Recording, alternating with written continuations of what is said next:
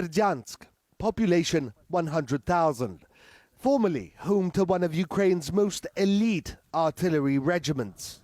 This is what the demilitarization of Ukraine looks like in practice. We're at a former base of Ukrainian Marines, an artillery detachment that had these 152mm howitzers in service, along with vast quantities of ammunition.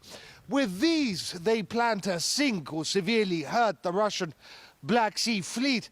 That didn't happen. The base was captured quickly.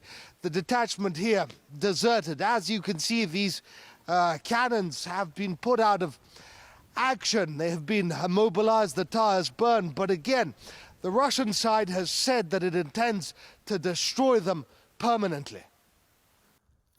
These cannons burned just before our arrival. As Russian troops swept through the area, they disabled all military hardware they came across. There was no resistance. Ukrainian forces had abandoned the base, along with everything stored here. This scene tells volumes about morale among Ukrainian troops. This used to be an elite artillery detachment. All the troops here fled, deserted before the fighting started. Here you can see mountains of clothes, uniforms, and all the boots discarded by servicemen as they fled. They left everything that could identify them as Ukrainian troops behind. We were unable to find out why they had deserted, whether it was panic or whether they just didn't want a part in this fight. They may have heard Russia's calls for Ukrainian troops to lay down their weapons and return home. Whatever the case, the locals were relieved. На сегодняшний день это свобода его нету здесь. Ну а самой власти к своей как относитесь, к украинской? Ну а как можно? Нет, какая власть? Вы догадайтесь сами.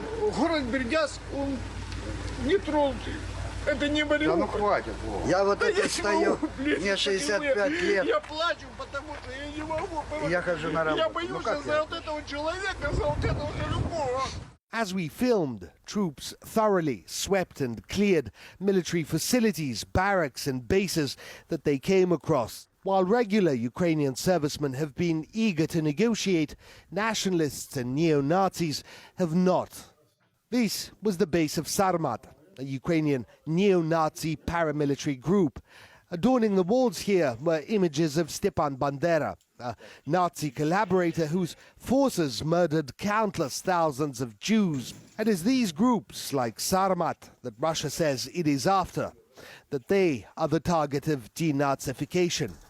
And with every day, as Russian troops advance, there's less and less room left for them to hide. Morad Gazdiev from Berdyansk, Ukraine.